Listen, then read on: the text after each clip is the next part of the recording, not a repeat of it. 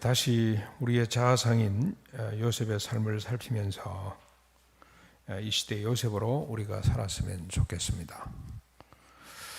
먼저 여러분, 우리 예수 믿는 사람들은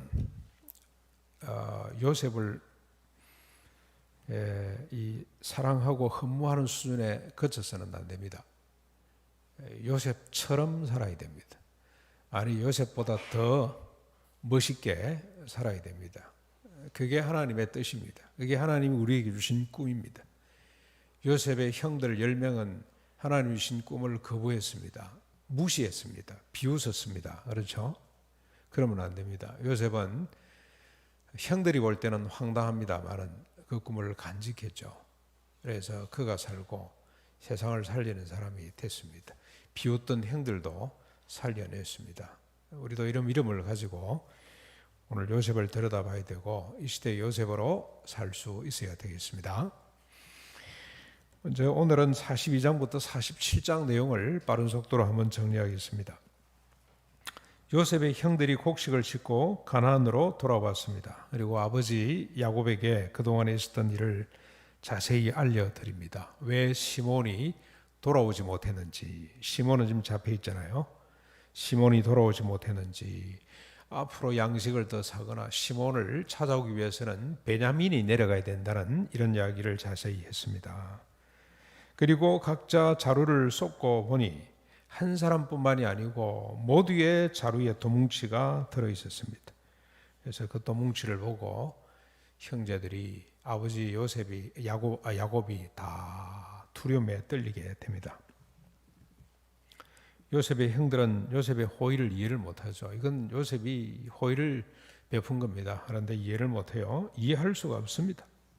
오히려 정탐꾼으로 몰릴 것을 두려워해서 하나님을 원망하기까지 합니다.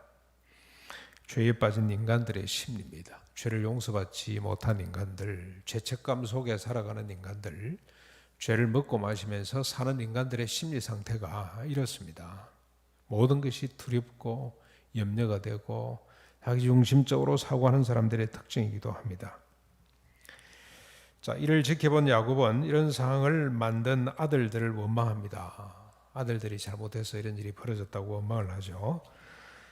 너희가 내 자식을 잃게 하는구나. 요셉도 없어졌고 시몬도 없어졌거늘 이제는 베냐민마저 없애려고 하는구나. 너희들이 나를 괴롭히기로 작정을 했구나. 그러면서 탄식을 합니다.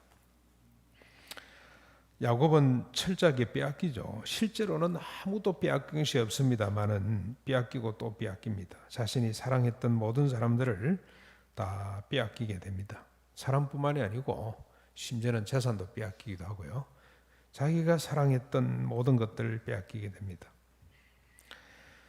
자기 주도적인 인간이 언약의 백성이 되기 위해서, 야곱이 이스라엘이 되기 위해서 필요한 과정들이었다고 보시면 됩니다. 자, 이렇게 아버지가 원망을 하자 첫째 아들 루벤이 아버지에게 설득을 합니다. 아버지, 베냐민을 내려보내야 되는데 그래야 시몬도 찾아오고 우리가 양식을 더 구할 수 있는데 나를 좀 믿으십시오. 내가 베냐민을 데리고 돌아오지 못하면 내 두 아들을 죽이십시오. 내가 그를 아버지께로 데리고 오겠습니다. 그러나 야곱은 완강합니다. 내 아들은 너희와 함께 내려가지 못하리니 그의 형은 죽고 그만 남았느니라. 만일 재난이 그에게 미치면 내가 서울로 갈 것이다. 야곱의 집착이죠. 자기가 사랑하는 아내, 자식에 대한 집착입니다. 라헬, 요셉은 이미 사라졌고 베냐민만 남아있는데 그 베냐민을 절대로 내려놓을 수가 없었습니다. 집착입니다. 그런데 이 집착이 어떤 결과를 초래합니까? 세 아내, 10 아들들에게 마음의 상처만을 더할 뿐입니다. 여기 여러분 잘 한번 보시면 내 아들이라고 그러죠. 내 아들. 이미 하나는 요셉은 없어졌고 베냐민만 자기 아들이에요. 사랑하는 아내로부터 나왔기 때문에. 여러분 나머지는 뭡니까? 서자입니다. 서자. 조선시대, 지금 우리 사고방식으로 보면 이해가 안 됩니다만 조선시대만 해도 이 나머지 10 아들들은 유산도 못 받고요. 서자들이죠. 첩의 자식들이라. 자기 본부인은 하나밖에 없어. 자기가 사랑했던 사람. 이 말을 들은 자식들의 마음이 어땠겠습니까? 계속 무너지죠. 그런데 이 자식들이 다 자랐기 때문에 그래도 아버지를 설득하려고 합니다. 시간이 흘렀습니다. 가나안 땅의 기근이 더 심해졌습니다. 애굽에서 가져온 곡식도 다 떨어졌습니다. 야곱이 아들들에게 다시 애굽으로 가서 양식을 사오라고 막 다구칩니다. 왜 이러고 있냐? 그러고 다구치죠. 그러면서도 베냐민은 절대로 보낼 수 없다고 고집을 피웁니다. 그러자 이번에는 유다가 났습니다. 뭐라고 났습니까? 저 아이가 가야 아버지와 우리 어린 자식들이 살고 죽지 않습니다. 내가 그 아이의 담보가 되겠으니 내 손에서 그를 찾으십시오. 못 데리고 오면 나를 죽이십시오. 그 말이죠. 그러면서 우리가 지체하지 않았더라면 벌써 2번 갔다 왔을 겁니다. 다시 가지 않으면 다 죽습니다. 이것이 현실이죠. 이 현실을 집착으로 피할 수가 없습니다. 그래서 야곱이 드디어 이야기를 합니다. 43장입니다. 43장 11절로 14절. 이렇게 하라. 너희는 이 땅의 아름다운 소산을 그릇에 담아가서 그 사람에게 예물로 드리라. 그러면서 야곱답게 구체적으로 항목까지 다 지적해 줍니다. 얼마나 철도철미한 사람이죠. 이런 것들을 챙겨가거라 하고 다 나오죠. 정말로 주도적인 사람이고요. 치밀한 사람입니다. 그리고 분명히 시비를 걸 것이니 자루에 있던 돈까지 갑절을 가지고 가라. 그러면서 뭐라 그럽니까? 내 아우 베냐민도 데리고 가거라. 그러면서 야곱은 말합니다. 전능하신 하나님께서 그 사람 앞에서 너희에게 은혜를 베푸사 그 사람으로 시므온과 베냐민을 돌려보내기를 원하노라. 그러면서 마지막에 한마디 더 하죠. 내가 자식을 잃으면 이러리라. 여러분 이 장면이 참 너무 아름다운 장면이죠. 야곱이 2번째로 자신을 내려놓는 장면입니다. 이 베냐민은 아까 유다가 뒤에 또 유다가 이야기를 합니다만 야곱의 생명이죠. 야곱과 베냐민의 생명은 하나로 묶어져 있어요. 자기를 또 한 번 내려놓습니다. 2번째입니다. 첫 번째는 언제입니까? 약복강가에서 하나님과 씨름을 하면서 하나님이 날이 밝아 가야 된다 그랬더니 절대로 놓지 못합니다. 당신이 나한테 축복하기 전에는 내가 하나님을 놓을 수가 없습니다. 한두 배 위골이 날 정도로 하나님이 그를 쳤습니다만 놓지를 않아요. 그래서 하나님이 네가 이겼다. 이름을 이스라엘로 바꿔주시죠. 이겼는데 뭘 내려놨습니까? 그때 야곱은 무슨 뜻입니까? 그게 하나님 저는 이제 당신이 나를 안 도와주면 당신이 나를 살려주시지 않으면 나는 살 수가 없습니다. 당신이 오늘 은혜를 주시지 않으면 저는 놓을 수가 없습니다. 나는 나를 믿지 못합니다. 나는 나를 신뢰할 수가 없습니다. 주님이 나의 전부입니다. 그런 뜻이죠. 첫 번째 내려놓음이고 2번째입니다. 생명처럼 소중히 여겼던 베냐민을 내어놓습니다. 이러면 이르리라. 현실을 피해갈 수 없잖아요. 안 내놓으면 다 굶어 죽는데 그래서 이 현실 앞에 자신을 또 내려놓습니다. 죽으면 죽으리라. 그러면서 뭘 붙잡습니까? 하나님을 붙들게 됩니다. 하나님의 은혜를 다시 한 번 더 붙들게 됩니다. 인간적으로 보면은 가장 비참한 시간입니다만은 하나님의 사람으로 빚어지기 때문에 야곱에게 이 순간은 숭고하기조차 합니다. 언약의 백성이 된다는 거 뭐냐? 야곱이 이스라엘로 변한다는 게 뭘 말하냐? 믿음의 사람이 된다는 것, 영적 사람이 된다는 게 뭘 의미하냐? 자기를 내려놓고 하나님의 은혜를 붙드는 걸 말합니다. 하나님의 은혜는 뭡니까? 이 또 뭐한 말이죠? 언약입니다. 언약. 가나안 땅을 주신다. 큰 민족을 이루게 한다. 열국을 복되게 하겠다고 하는 하나님의 언약을 붙잡고 내가 잃으면 이르리라. 내가 잃고 그 언약을 붙드는 거죠. 더 넓히면 하나님의 말씀을 붙드는 걸 말해요.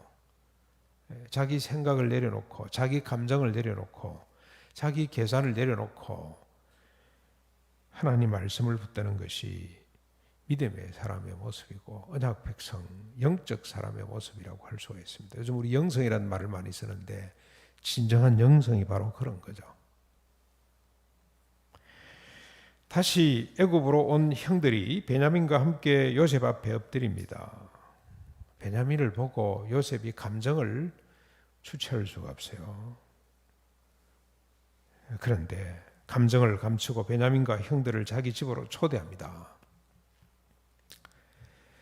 그렇지만 형들은 떨면서 말합니다. 전번에 자루에 들어있던 돈의 일로 우리를 억류하고 노예로 삼고 우리 나귀를 빼앗으려고 합니다. 상황적으로 볼 때는 얼마든지 상상할 수가 있죠. 그렇죠? 형들 입장에서는 그럴 수가 있습니다. 그러나 전혀 사실이 아닙니다.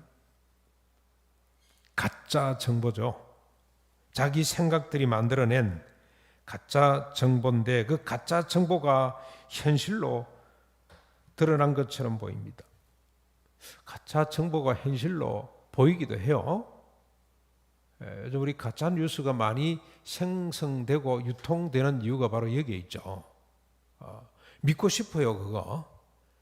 형들 입장에서 볼 때는 이게 사실이라. 야, 우리를 초대해놓고 이제는 우리를 잡아 노예로 우리 낙타를 다 빼앗으려고 하는구나. 얼마든지 그렇게 생각할 수가 있습니다. 전혀 사실이 아니잖아요. 그러나 죄에 빠진 인간들은 그렇게 살 수밖에 없어요. 가짜 뉴스가 문제가 아니고 가짜 뉴스를 만들어서 유통하는 이 인간들이 문제입니다. 인간들. 자기 생각, 자기 욕망, 자기 두려움, 염려 이런 것들이 만들어낸 현상들이죠. 두려움에 사로잡힌 형들이 요셉 집 앞에 이르러서 청지기에게 말합니다. 이제는 빨리빨리 이제 처리를 해야 될 거 아니에요. 그래서 우리 돈을 우리 자루에 넣은 자를 우리가 알지 못한다. 우리가 아니었다. 누가 했는지 모르겠다. 그러자 청지기가 말합니다. 너희는 안심하라. 두려워하지 말라. 너희 하나님, 너희 아버지의 하나님이 재물을 너희에게 주신 것이라. 너희 돈은 내가 이미 받았느니라고 이야기를 합니다. 그리고 시몬을 그들에게로 이끌어내고 그들에게 발을 씻을 물을 주고 그들의 나귀에게 먹이를 줍니다. 요셉의 청지기가 하나님을 알았어요. 하나님만 알 뿐만이 아니고 요셉과 그 형제들을 하나님이 특별히 사랑하신다는 사실을 그가 알고 있었습니다. 그래서 그들을 위로하고 오히려 그들을 환대해 줍니다. 청지기가 어떻게 하나님을 알았을까요? 이거 오늘 너무 귀한 이야기죠. 너희 하나님이, 너희 아버지 하나님이, 이 말은 무슨 말입니까? 이미 너희 하나님뿐만이 아니고 너희 아버지 야곱의 하나님, 그 아버지의 이삭의 하나님, 그 아버지 아브라함의 하나님, 이 족보를 다 알고 있어요. 하나님의 언약의 백성임을 알고 있습니다. 어떻게 알았을까요? 요셉을 통해서 알았겠죠. 요셉을 통해서 알았어요. 요셉이 어떤 모습을 보고 알았겠습니까? 요셉에게 대한 기록들이 몇 개 있죠. 보디발의 집에 있을 때도 그랬고 감옥에 있을 때도 그랬고 바로와 궁중에 있을 때도 그렇고 지금도 그렇고 하나님이 요셉과 함께 하심으로 그가 형통케 되었더라. 그걸 봤잖아요. 지켜보고 있잖아요. 그런데 하나님과 함께 함으로 그가 형통한 게 뭡니까? 지난주에도 우리가 생각을 했습니다만 이 부분이 아주 중요한 부분이죠. 하나님이 함께 하심으로 형통이 된다. 세상이 말하는 만사형통하고는 전혀 차원이 다른 수준입니다. 하나님이 함께 하심으로 요셉이 상황에 휘둘리지를 않아요. 웅덩이에 빠졌어도 처음에는 애걸을 했겠죠. 그러나 빨리 조용해집니다. 보디발의 감옥에 갇혔어도 처음에는 황당했겠죠. 그러나 조용해져요. 뭐 때문에 그렇습니까? 하나님의 언약한 바에 의하면 내가 여기 갇힐 사람이 아닌데 하나님의 언약한 바에 의하면 내가 열국을 복되게 하는 사람이 돼야 되는데 이 갇힘이 뭐지? 하고 조용히 자신을 돌아보고 하나님의 꿈을 붙잡고 상황을 돌아보고 그래서 그 속에서 하나님의 뜻을 발견해 가고 그래서 사람들을 살피는 것 그게 형통케 됨의 내용입니다. 그걸 봤어요. 그래서 하나님을 알게 되는 겁니다. 아, 저분 속에 계시는 하나님이 참신이다. 저분을 저렇게 고요하게 만든 하나님이 나 같으면 억울해서 이 말을 받고 분노하고 복수의 칼을 갈 텐데 그렇지 않게 하시는 하나님. 저분이 진짜 하나님인 것 같다. 그래서 하나님을 드러내는 인물들이 많죠. 지난주 우리가 살펴봤습니다만 남한 장군 집에 팔려갔던 조그마한 여자아이, 그리고 빌립보 감옥에 갇혔던 바울과 실라, 감옥 속에서 하나님을 전가하죠. 하나님이 그들과 함께함으로 형통케 돼서 그렇습니다. 감옥에 갇혀서 하나님을 전가했습니다. 우리 교회도 그런 분들이 있습니다. 사업이 실패를 하고 포도가 났는데도 조용히 하나님을 붙들고 있는 사람들을 통해서 하나님이 드러난 그런 가정들이 많이 있어요. 많이 있습니다. 그분을 생각할 때마다, 그분하고 만날 때마다 위로를 받고 용기를 얻게 됩니다. 그분 속에 계신 하나님이 진짜예요. 이렇게 하나님을 만난 사람이 많습니다. 간수장이 만났죠. 보디발이 만났죠. 그리고 바로가 만났죠. 그의 신하들이 만났고 온 백성들이 요셉을 통해서 하나님을 만나게 됐습니다. 그 집의 종이 하나님을 볼 수밖에 없습니다. 자, 요셉이 집에 오자 그들이 예물을 드리고 그 앞에 엎드립니다. 요셉의 꿈, 하나님의 꿈 하나가 22년 만에 그대로 실현됐습니다. 형님들 내 꿈 이야기를 들어보십시오. 형님단들이 나다를 향해서, 이란단이 나를 향해서 절을 했습니다. 그 꿈이 그대로 실현이 됐습니다. 하나님의 주신 꿈, 하나님의 언약이 그대로 22년 만에 실현이 된 겁니다. 요셉이 아버지의 안부를 묻고 자기 어머니의 소생인 동생 베냐민을 보고 말합니다. 너희가 말하던 아이가 이냐? 소자여 하나님이 내게 은혜 베푸시기를 원하노라. 요셉이 북받쳐 오르는 마음을 주체하지 못하고 급히 안방으로 피해서 실컷 울고 나와서 형들을 나이 순대로 앉힙니다. 그리고 음식을 대접합니다. 베냐민에게는 5배나 되는 음식을 제공을 했습니다. 요셉이 22년 동안 형들의 얼굴과 나이순을 기억한 것은 미움 때문이 아니고 그들에 대한 그리움 때문에 그렇습니다. 복수의 칼을 갈았기 때문이 아니라 그들이 어떻게 변했는지 언약의 백성들을 사모하는 마음 때문에 22년 지난데도 나이순대로, 그래서 형들이 이상히 여겼더라 그랬죠. 여러분 이게 가능하겠습니까? 우리 육촌들이 있어요. 육촌들 고향에 가면 있는데 8명이에요. 순서를 제가 모르겠어요.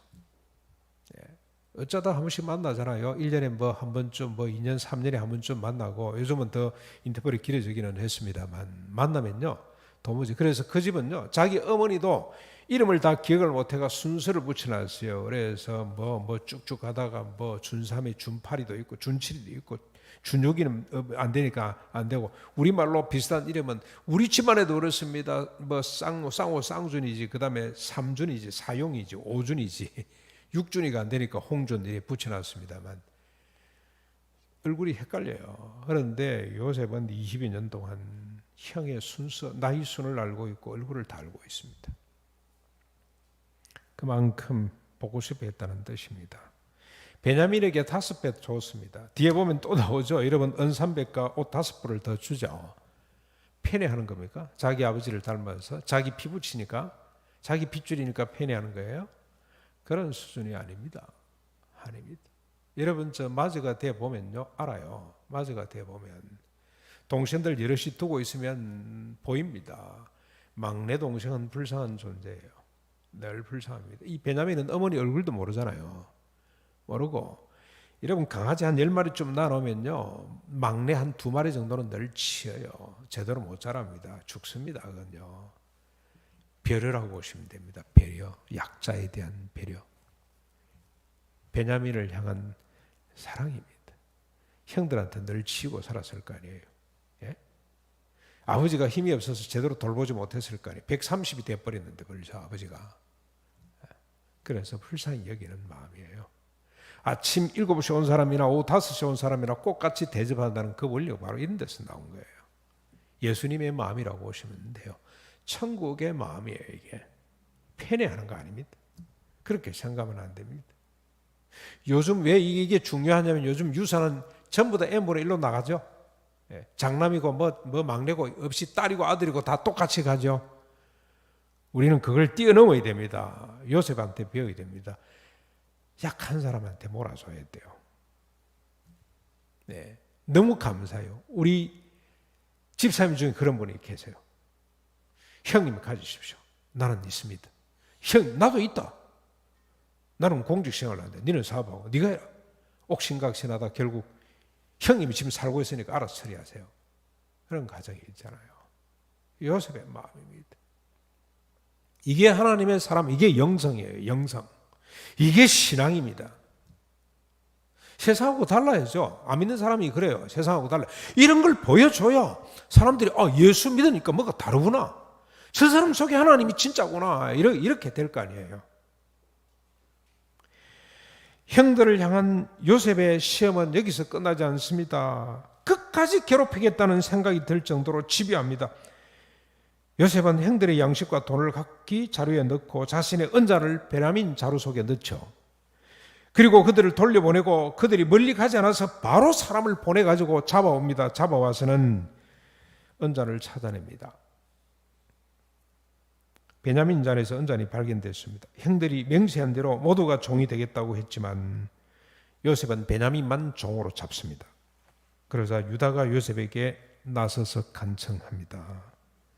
우리 아버지와 이 아이의 생명은 서로 하나로 묶여져 있습니다. 우리가 돌아갈 때 아이가 함께 가지 않으면 우리 아버지는 살지 못할 겁니다. 우리가 어찌 아버지가 흰 머리로 서울로 가는 것을 보고만 있을 수 있습니까? 부디 나를 종으로 삼고 이 아이를 보내주십시오. 형들이 이렇게 몰아붙이는 데는 이유가 있어요. 형들의 변화를 보고 싶어서. 자신의 욕망과 상치에 사로잡혀 타자를 보지 못했던 형들, 약자를 무시하고 부정했던 형들의 변화를 그는 보고 싶었습니다. 언약의 백성으로서 이래서는 안 되는데, 언약의 백성은 분명히 달라질 텐데 하나님의 언약을 사모하는 마음으로 형들의 변화를 보고 싶어서 실험해 보는 거예요. 지금 형들을 지금 관찰하는 겁니다. 그런데 형들이 변했습니다. 백발의 아버지와 막내 동생, 어머니 얼굴도 못 본 막내 동생의 목숨을 대신하는 형들의 변화를 봤어요. 엮이는 가정에서 태어나서 상처뿐이지만 아버지를 진심으로 사랑하는 형들, 막내 동생을 진정으로 사랑하는 형들의 변화를 요셉은 확인을 했습니다. 그래서 요셉은 견딜 수가 없어요. 모든 시종들을 물리치고 자기를 밝힙니다. 형님들, 내가 요셉입니다. 그러면서 목 놓아 울었습니다. 얼마나 그 소리가 컸던지 바로 이 궁중에까지 들렸다 그랬죠. 목 놓아 울었습니다. 요셉이 할 말을 잃고 서 있는 형들에게 말합니다. 형님들, 내게로 가까이 오십시오. 나는 당신들이 애굽에 판 요셉입니다. 나를 애굽에 팔았다고 해서 근심하지도 한탄하지도 마십시오. 하나님이 큰 구원으로 당신들의 생명을 보존하고 당신들의 후손을 세상에 두시려고 나를 당신들보다 먼저 보내셔서 온 땅의 통치자로 삼으셨습니다. 그런즉 나를 이리로 보낸 이는 당신들이 아니라 하나님이십니다. 당신들은 속히 올라가서 아버지와 조카들을 데리고 와서 고센 땅에 머물러 나와 함께 하십시다. 흉년이 아직 5년이나 남았으니 내가 거기서 아버지를 복양하며 모두에게 부족함이 없도록 하겠습니다. 얼마나 아름다운 이야기인지요. 요셉이 베냐민의 목을 안고 오니 베냐민도 요셉의 목을 안고 옵니다. 요셉이 또 형들과 입 맞추고 목을 끌안고 옵니다. 그제서야 형들이 하나님의 꿈이 이루어졌다는 사실을 알고 긴장을 풀고 요셉과 말하기 시작합니다. 형들의 변화를 확인한 요셉에게 남은 것은 아무것도 없습니다. 미움도 원한도 아무것도 남아있지를 않아요. 왜 그렇습니까? 하나님이 하셨다는 것 때문에. 하나님이 나를 이곳에 보냈다는 것 때문에. 뭐하러 보냈습니까? 하나님이 형들과 아버지와 어머니들과 그리고 조카들 그리고 그 후손들까지 생명을 보존하고 땅에 남도록 하기 위해서 하나님이 자신의 소원을 자신의 한탄을 푸시기 위해서 하나님이 하셨다는 사실을. 그래서 하나님이 어느 정도로 했습니까? 바로 이 아버지로 삼아 놓았다. 열국의 통치자로 하나님이 만들어 놓았다고 고백을 합니다. 하나님이 하셨습니다. 그래서 그에게는 아무것도 남아있지를 않습니다. 오히려 염려하고 두려움에 기근 앞에 있는 형들에 대한 염려만 남습니다. 그래서 형님들을 책임지겠다고 하는 거 아닙니까? 요셉의 형들이 왔다는 소문이 궁에 들리자 바로가 기뻐하고 요셉에게 말합니다. 내 형들의 양식을 싣고 가던 아버지와 그의 가족을 이끌고 내게로 오라. 기구 재산 살림살이 그 걱정하지 말고 다 버리고 그냥 몸만 오너라. 내가 애굽의 가장 좋은 땅을 그들에게 주리라. 애굽의 가장 좋은 것이 그들의 것이니라고 선언을 합니다. 요셉이 형들에게 길 양식과 옷 한 벌들을 다 주고 베냐민에게는 은 300과 옷 5벌을 주고 길을 떠나보냅니다. 그리고 순하기 10필의 아버지에게 드릴 애굽의 아름다운 물품들을 실리고 암나기 10필에는 아버지가 오면서 길에서 드실 양식을 실려가지고 보냅니다. 그러면서 형들에게 한마디 부탁하죠. 여러분 45장 24절을 한번 보십시오. 45장 24절. 기가 찬 내용이 또 나옵니다.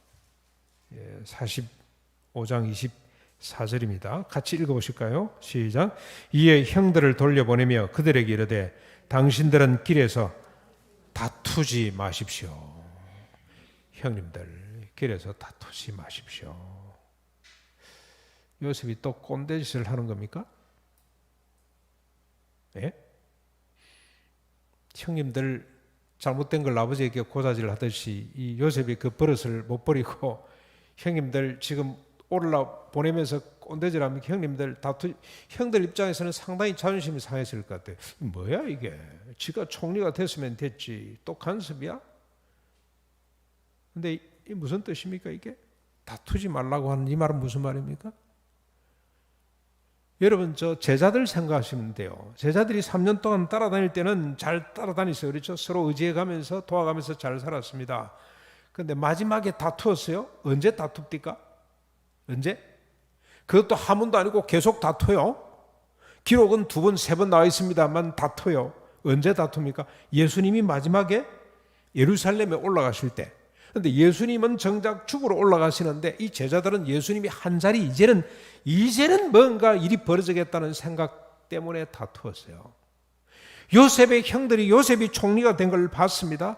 바로 위에 있다는 걸 봤어요. 열국의 아비가 됐다는 걸 봤어요. 모든 것 다 가졌습니다. 이제는 다툴 수 있어요. 형들이 뭘 다투겠습니까? 누가 더 공이 크냐? 니들은 다 죽이려고 그러는데 내가 살리려고 했지 않냐? 내가 팔자고 했지 않냐? 그것 가지고 다툴 수가 있어요. 이제 올라가면 갔다가 재산을 챙겨가지고 아버지 모시고 올라가면 한 자리 할 텐데 그때 누가 더 오른쪽 왼쪽 요셉의 오른쪽 왼쪽 누가 앉을 것이냐 가지고 누가 크냐 가지고 다툴 수가 있습니다. 다투지 말라 그랬어요. 무슨 뜻입니까? 형님들 내가 가진 것이 전부가 아닙니다. 내가 가진 이것이 전부라고 착각하지 마십시오. 이거 아니에요 형님들. 하나님의 언약한 바에 의하면 우리는 가나안 땅입니다. 그리고 큰 민족이 되는 것입니다. 그래서 열국을 복되게 하는 것입니다. 그 복되게 하는 것은 물질적으로 복되게 하는 수준이 아닙니다. 요셉이 꿈꾸고 있는 것은 인간을 근본적으로 바꾸어서 갑이 됐던 사람이 스스로 얼 밑에 무릎을 꿇고 남의 눈을 빼가던 갑이 자기 눈을 뽑아서 눈 없는 사람 눈에 여주는 이런 세상을 만드는 것, 이런 인간을 만드는 것이 하나님의 꿈인데 이 시시한 꿈에 위혹되지 마십시오. 이게 전부라고 생각하지 마십시오. 형님들 눈을 크게 뜨십시오. 정신을 차리십시오. 이게 전부가 아닙니다. 여기에 안주하려고 생각하지 마십시오. 그런 뜻입니다.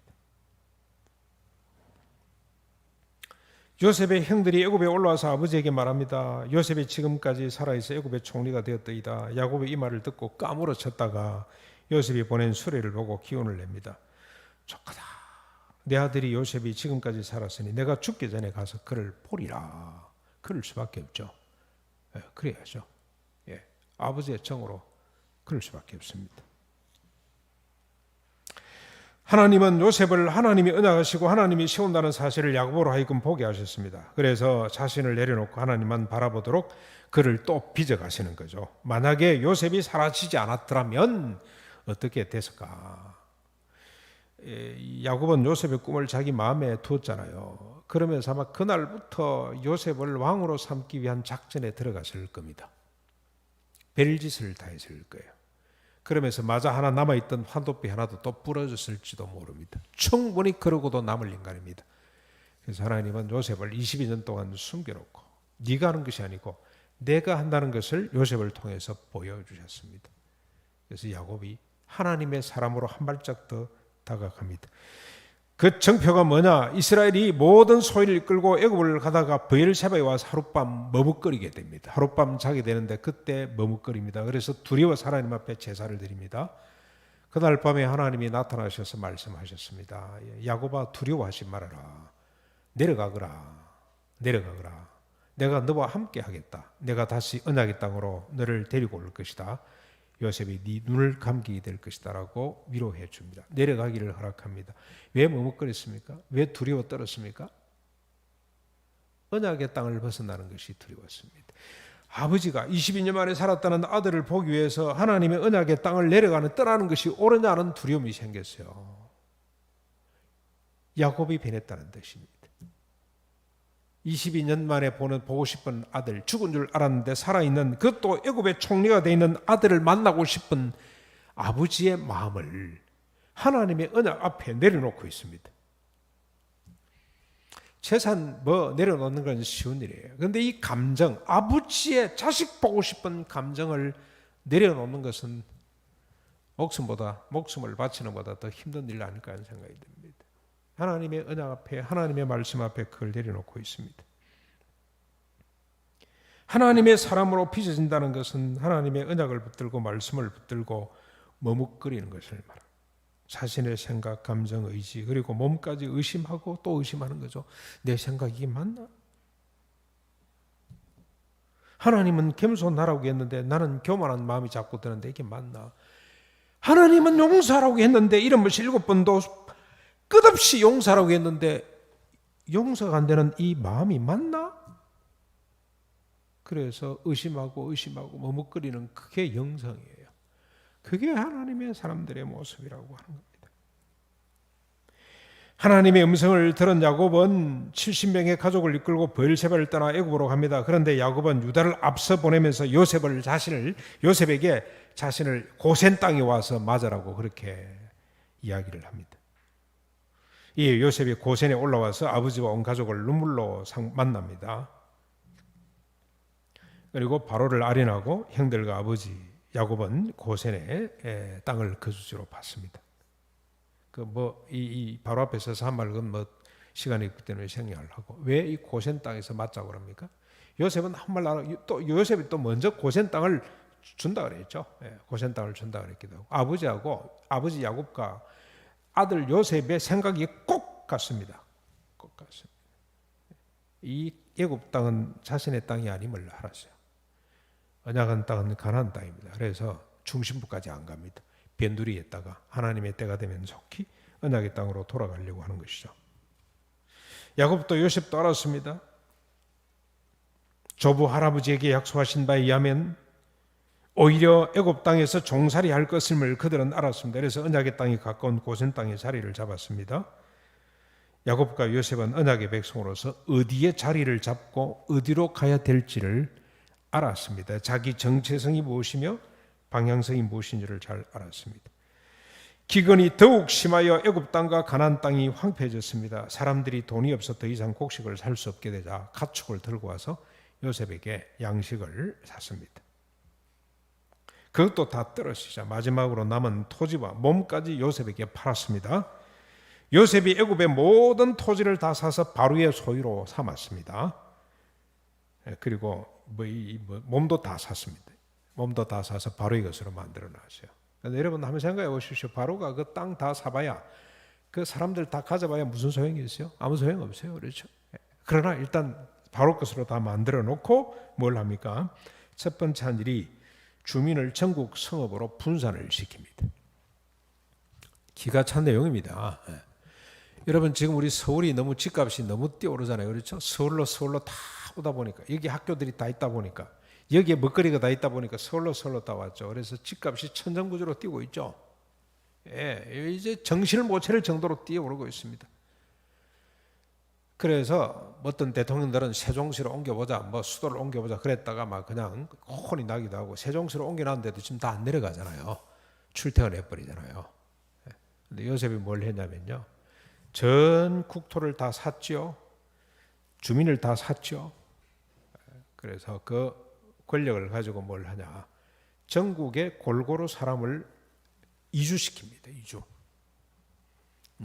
인구를 분산시킵니다. 하나님이 주신 땅, 하나님이 주신 땅, 생육하고 번성해야 될 땅으로 한쪽에 몰려있는 사람들을 전국으로 다 내리보냅니다. 기가 찬 내용입니다. 요셉이 한 일입니다. 이게 믿음의 결과입니다. 믿음의 결과, 하나님 백성 세상을 복되게 하는 일의 내용이에요. 요셉이 지금 아마 우리 집사님이 그런 기도 제목을 올렸습니다만 지금 우리 한국의 대통령이 된다면 아마 끝내주게 인구를 분산할 겁니다. 저 진주에서 나서 진주에서 결혼하고 진주에서 교육하고 진주에서 결혼하고 거기에서 생업을 마치도록 그런 제도를 도입했을 거예요. 그런 세상을 만들었을 거예요. 서울까지 안 와도 교육이 되고 취업이 되고 결혼이 되고 다 되는 그런 세상으로 만들 수 있다. 요셉이 지금 그 일을 하고 있어요. 그 부분입니까? 그 뒤에 한번 보십시오.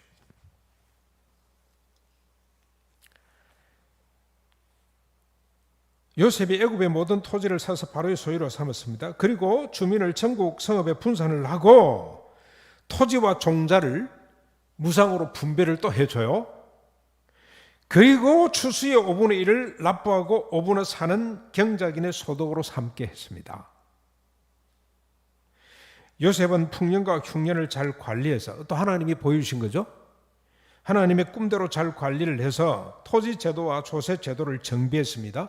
인류 역사상 가장 안전하고 풍요로운 세상을 만들어냈습니다. 아마 인류 지금까지 포함해서 이만큼 풍요롭고 안전한 시대가 있었겠나 생각이 듭니다. 우리 대한민국은 실험해보기가 힘들 겁니다. 그러나 북한은 너무너무 좋습니다. 북한의 김정은이가 요셉을 안다면 저 나라를 아마 10년 안에 우리 남한보다 훨씬 더 행복한 나라로 만들 수 있을 텐데, 그죠? 어떻게? 이 제도 그대로 하면 됩니다. 저 국가 토지는 전부 다 국가 거죠? 김태학 집사님. 토지 전부 다 김정은이 거죠? 그렇죠. 그러면 얼마, 농사 지어가지고 얼마를 바치면 됩니까? 집사님, 얼마 바쳤습니까? 몽땅 다 바쳤죠? 배급 받아 드셨죠? 근데 5분의 1만 주고 5분의 4를 가지고 너희들이 가져라 그러면 되겠습니까? 안 되겠습니까? 세계 1등 국가가 될 겁니다. 토지 공짜로 줬죠. 종자도 공짜로 주죠. 소득의 5분의 1만 국가에 바치고 나머지는 너희들 해라. 유토피아가 돼, 유토피아. 우리 청년들이 취업 걱정 안 해도 돼요. 집 걱정 안 해도 돼요. 20살쯤 되면 결혼 다 할 거예요. 사람이 하나님이 주신 우리 이 육신의 어떤 이 원리에 의하면 한 20살 때쯤 되면 결혼을 해서 아이를 둬야 돼요. 그래야 건강한 후손을 둘 수가 있다 이 말입니다. 생육하고 번성할 수가 있어요. 산하 제한 안 해도 돼요. 인구 절벽 염려 안 해도 돼요. 이런 세상을 만들어 놓으면 요셉이 그런 세상을 만들었습니다. 요셉은 한 가정과 가문의 생명을 보존하는 것으로 머물지 않았습니다. 온 인류의 생명을 보존하는 대로 나아갔습니다. 그래서 생육하고 번성해서 땅에 충만하라는 하나님의 꿈, 하나님의 소원을 이루어 드렸습니다. 지금 혼돈의 세상은 요셉 같은 하나님의 사람을 찾고 있습니다. 우리 모두 오늘 이 시간 이 공간 속에서 요셉으로 사셔야 됩니다. 살아야 됩니다. 살아봅시다 정도가 아닙니다. 너희는 세상에 빛이 되어 볼래? 소금이 되어 볼래? 그러질 않았어요. 너희는 세상에 빛이라 소금이라. 오늘 우리는 요셉처럼 삽시다가 아니에요. 너희는 요셉으로 살아라. 그렇게 말씀을 하고 있습니다. 이것이 하나님이 우리에게 주신 꿈입니다. 요셉에게 꿈을 줬는데 요셉에게만 준 것이 아니고 형들 그 집안에 준 꿈이에요. 그런데 형들은 비웃었죠. 서두에 말씀드린 것처럼. 근데 요셉은 그 꿈을 간직했던 것처럼 우리가 이 꿈을 간직해야 됩니다. 아, 내가 요셉이 대보다 성도가 아니고 내가 요셉이네. 이렇게 우리 청년들이 믿어야 돼요. 하나님의 꿈이에요. 하나님의 소원이에요. 우리가 이렇게 하나님의 꿈을 이루기 위해서는 두 가지가 필요합니다. 요셉처럼 살기 위해서는, 요셉으로 살기 위해서는 두 가지가 필요한데, 먼저 자신의 상황에 머물러 있어서는 안 됩니다. 그게 웅덩이가 됐건, 그게 감옥이 됐건, 아니면 아리따운 아내와 두 자식 있는 가정이 됐건, 아니면 바로를 넘어서는 버금수리가 됐든 어떤 수리가 됐든 그곳에 안주해서는 안 됩니다. 그곳에 머물러 있어서는 안 됩니다. 어떤 분들은 보니까 웅덩이에 그 상처를 가슴에 품고 사는 사람이 있어요. 감옥의 그 원한을 가슴에 간직하고 사는 사람이 있어요. 그러면 안 돼요. 어떤 사람은 행복에 젖어가지고 그냥 가정에 푹 빠져있는 사람이 있어요. 그러면 안 됩니다. 넘어서야 됩니다. 대신에 타자의 상황이죠. 그들의 필요와 생명을 살피는 쪽으로 나아가야만 됩니다. 웅덩이에 빠뜨린 형들, 자기를 날마다 유혹했던 보디발의 마음, 자기를 사실도 팩트도 체크하지 않고 옥에 가두었던 보디발, 옥에서 만났던 수많은 사람들, 왕의 술과 떡을 맡았던 관원들, 왕의 얼굴을 살피는 이런 요셉으로 살아야 됩니다. 우리가 이렇게 살면 반드시 나와 내 가족과 내 친족과 일국이 하나님을 알고 하나님을 누리는 복을 받게 될 줄 믿습니다. 이 복의 근원이 되는 것이 하나님의 꿈입니다. 이 하나님의 꿈을 붙들고 나아가시는 저와 여러분이 되시기를 바랍니다.